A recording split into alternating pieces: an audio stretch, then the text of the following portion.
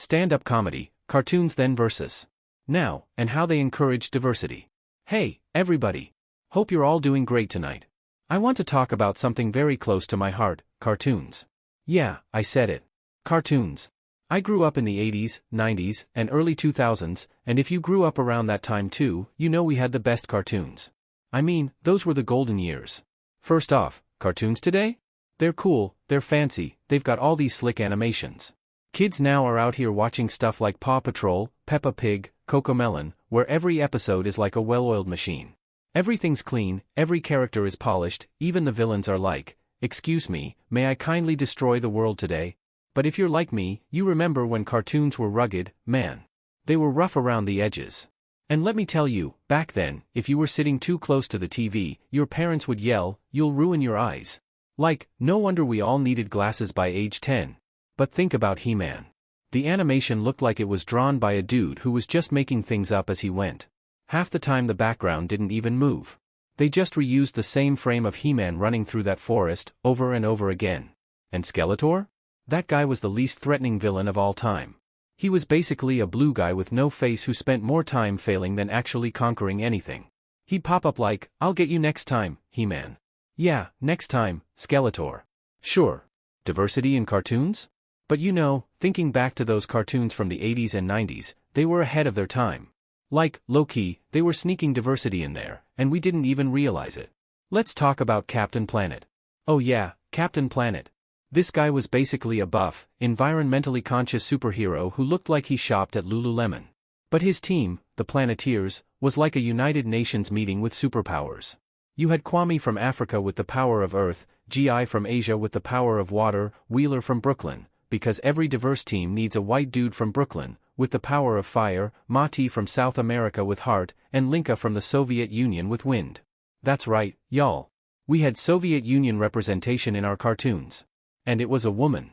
Back then, you were like, wow, they're working together to save the planet, and now I'm like, wait a minute, these cartoons were teaching us global unity and I was too busy screaming, "Go planet," to even notice? The 90s were peak diversity in disguise, and then, the 90s. Oh man, cartoons in the 90s were wild. It was like, every show was like, "Hey kids, you're all weird, and that's cool. We're all weird too." Rugrats, for example, was a show where you had babies talking about their existential crises. These toddlers were out here discussing deep stuff like the meaning of life and how to navigate the complexities of babyhood. And it was so diverse. We had Susie Carmichael, who was basically the smartest character in the whole show, and she was black. Meanwhile, Angelica was the blonde terror we all loved to hate.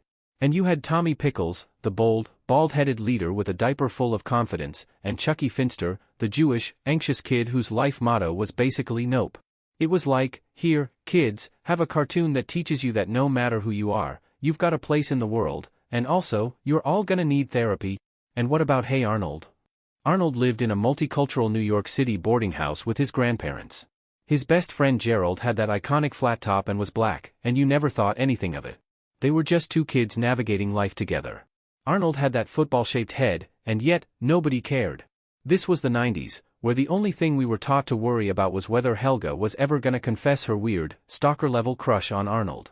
Cartoons today, so diverse they have multiverses. Fast forward to now, and cartoons have taken diversity to a whole new level. It's like, hey, we've got one universe? Nah, let's have 12 universes and make sure everyone is represented in all of them. You've got shows like Steven Universe, where every character is like, hey, I'm a rock. But also, I'm non-binary. And sometimes I'm a space being. And also, I'm in touch with my emotions. Kids today are out here watching these deeply emotional, self-aware characters that are like, hey, you're valid no matter who you are. When I was a kid, my cartoon role models were a talking sponge and a starfish with an IQ of, like, 3. But hey, diversity, right? And let's talk about Spider-Man, Into the Spider-Verse. We now have multiple Spider-Men, and women, from all different dimensions. And it's not just Peter Parker anymore, now we've got Miles Morales, a black and Latino Spider-Man who's cooler than any of us will ever be. And the thing is, kids today just accept that. They're like, yeah, of course there are different spider people from all over the multiverse. Meanwhile, in the 80s and 90s, we barely had one good version of Spider-Man, and it was a miracle if his webs didn't glitch halfway through the episode. Cartoons and social commentary, and let's not forget the Proud Family. Back in the early 2000s, this show was all about representing African American culture in an authentic, relatable way. Penny Proud was out here navigating friendships, family, and school drama like a pro. And Oscar Proud, her dad, was the original dad with dreams, always failing but never giving up. It was one of the few shows at the time that actually reflected what black families were like without feeling like a stereotype.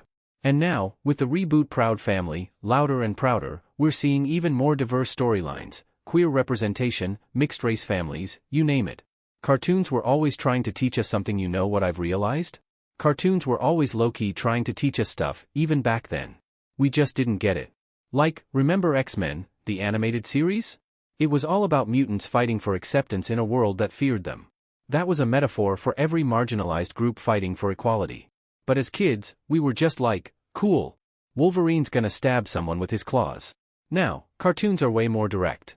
They're like, hey, let's talk about your emotions and how we can all be better human beings. We've gone from watching Optimus Prime teach us about responsibility to having characters like She-Ra teaching us about self-love, empathy, and diversity in all its forms. Closing thoughts. So yeah, cartoons have come a long way. Back then, we had diversity in there, but we didn't even know it. Now, it's in your face, and I love it. Kids today are growing up with a sense that being different is awesome, that we're all valid, and that the world has room for everyone. That's the power of cartoons, man. They shape us when we don't even know it. So, here's to cartoons, whether you're saving the planet with Captain Planet, running from Skeletor, or hanging out with Steven and the Gems, there's a place for all of us in the cartoon universe. And if you disagree, well, go planet. Today is your lucky day. Today is the day that our $3 website works for you, paying you directly to your PayPal daily. Imagine $3 ongoing continuous payments to your PayPal account. Imagine falling asleep and waking up to $300 in your PayPal account. How would this make you feel? How could this help you? What bills could you pay? What kind of fun could you have? What does that retirement look like now? All for a one-time payment of $3. This website is DFY done for you, fully built and completely hosted, and never stops collecting payments for you. You have spent $3 on coffee on a regular, but that coffee won't help you create multiple streams of income. Click the link below.